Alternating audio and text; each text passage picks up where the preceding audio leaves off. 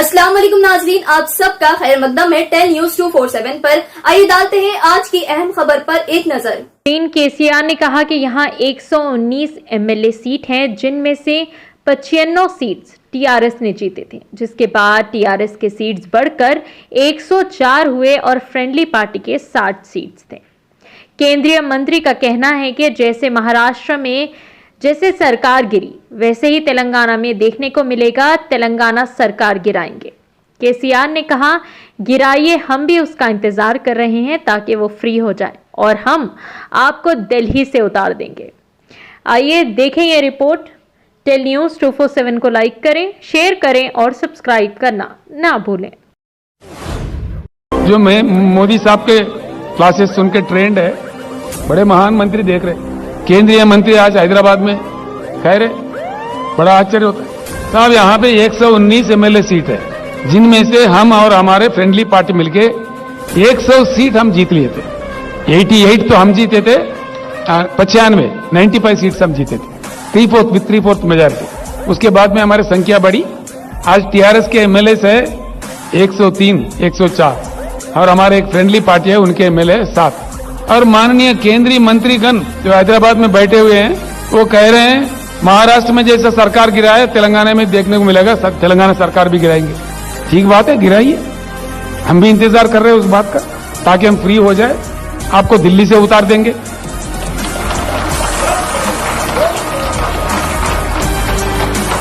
मोदी जी, आप जब रुपया गिर रहा था, जब माननीय मनमोहन सिंह जी प्रधानमंत्री थे, आप अपने गला फाड़ फाड़ के बोल रहे थे। आज रुपये का वैल्यू क्या है, मैं पूछ रहा हूं आपसे, कल उत्तर दीजिए। भारत के इतिहास में पहली बार सबसे नीचा वैल्यू किसी प्रधानमंत्री के समय में नहीं हुआ। ये भी आपको शोभा देता है प्रधानमंत्री जी। 79 रुपीस यूएस डॉलर के प्रति आज हमारा रुपये का वैल्यू है 79 रुपीस। अरे बाप रे, ये देश का हालत को बता रहे, आपका कितना महान एडमिनिस्ट्रेशन है, इसका ये नतीजा है। आप ही कह रहे थे, मैं जानना चाहता हूं भाई, नेपाल का रुपया नहीं गिरता, बांग्लादेश का नहीं गिरता, सिर्फ भारत का ही क्यों गिरता। हम जानना चाह रहे हैं मोदी जी, आज भारत का ही रुपया क्यों गिरता। हम भी आज जानना चाह रहे हैं, देश जानना चाह रहे हैं, किसी प्रधानमंत्री के समय में इतना नीचे नहीं गया रुपये वैल्यू जितना आपके समय में जा रहा है। और फिर भी आप बोलते हैं आपका ढोल बजाओ। आप मजबूर है आपके शाहूकारों को हेल्प करने में, आप तो है मजबूर। राज्यों के सरकार पे दबाव डाल रहे, हुकुम पे हुकुम दिए जा रहे कि 10% इंपोर्टेड कोयला इस्तेमाल करो, वरना तुम्हारे कोल इंडिया से कोल सप्लाई बंद किया जाएगा। ये क्या दादागिरी है, जबरदस्ती है, ये लोकतंत्र का मान मर्यादा है। यशवंत जी, मैं आपके सामने रखना चाह रहा हूं, हमने इनकार कर दिया, आप जो मर्जी कर लो,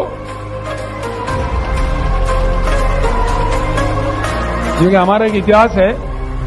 कोल इंडिया के अलावा हिंदुस्तान में एक ही राज्य है जिसके पास एक कोयला खाना है, उसका नाम है सिंगरेनी कालरीज।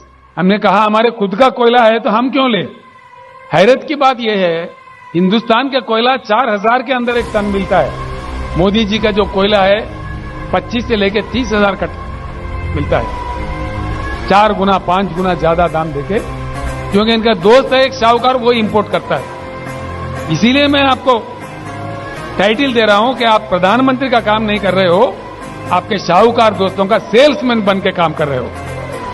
हाँ बिल्कुल, हम आपका कोई व्यक्तिगत निंदा नहीं कर रही है, आपका जो कोयला इंपोर्ट पॉलिसी है उस पे हम आपको दोषी ठहरा रहे हैं। अगर आप दोषी नहीं है, आप सही है, तो कल उत्तर दीजिए।